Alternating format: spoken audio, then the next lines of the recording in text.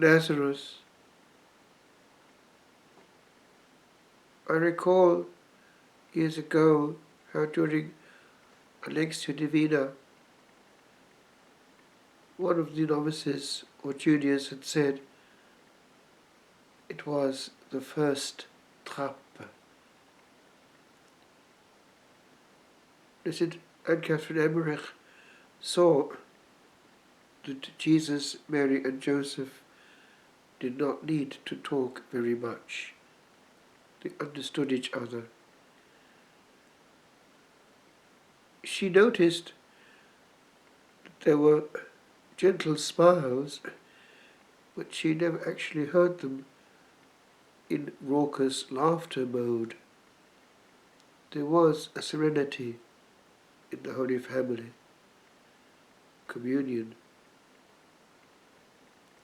That is a model both for a good community and for a good family. Communion. What destroys communion? Selfishness, sharp words, thoughts which come into words which show what is inside. Out of the abundance of the heart, the mouth speaks. And if words come out, they come from somewhere. So the work has to go further upstream and be profound. Respect, therefore, for diversity. If sharp words start going into the atmosphere, they linger and we damage the place in which we live. To live together with the same people for many years, and even until death, and to have quality life, is a whole art.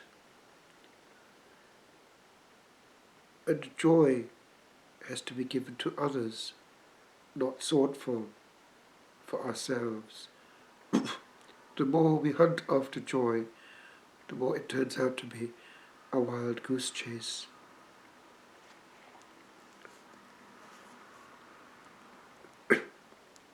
St. Paul VI, during a break in the council for Christmas, was very briefly in the Holy Land, and he was at Nazareth.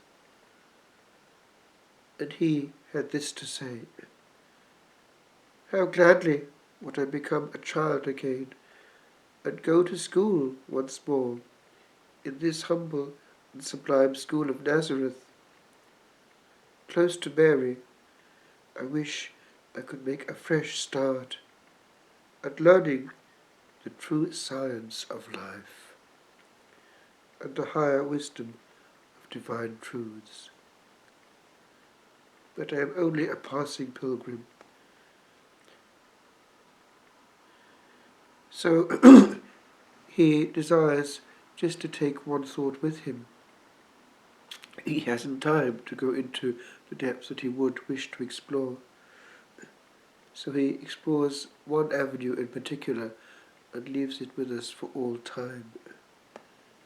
A lesson of silence. May esteem for silence that admirable and indispensable condition of mind revive in us.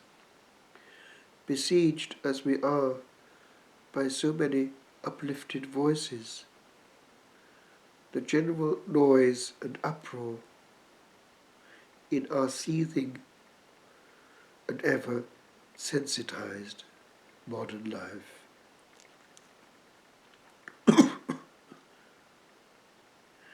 So he goes on to explain how this silence of Nazareth is conducive to recollection and inwardness and the disposition to listen to good inspirations, that is, within ourselves, the interior life, picking up what the Spirit of God is saying deep down, and the teachings of true masters. We, in our time, are far more exposed to teachings of poor masters. On screens, for instance, there are too many voices in the air. There was quality life at Nazareth. We're only here once. Why damage our mind every day? When there are fewer things coming in, there is more freedom within. We hear things better. We certainly hear our God better. The Spirit of God does not like noise.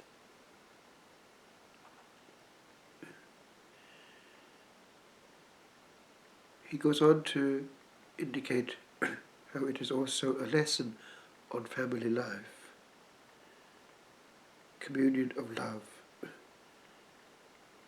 It's austere, notice, and simple beauty. When one goes into a family which is not contaminated, one sees how quality time is invested in the children, and games involve human beings together. It comes back later. It's far better than buying many things which then take up the child and destroy communion, usually profoundly. Then he goes on to reaffirm the value of work, honest work, the dignity of it. The Son of God himself was dignified. In humanity, learning from St. Joseph, the carpenter's art.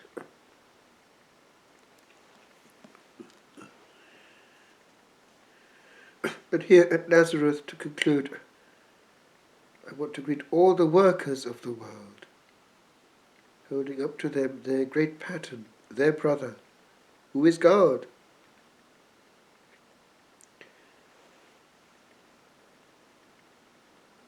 In the monastic life, manual work is held in honor. It frees the mind, and it is done in silence, classically, with no distinction, therefore, between choir and work. It's one continuum. Both are occasions of union with God.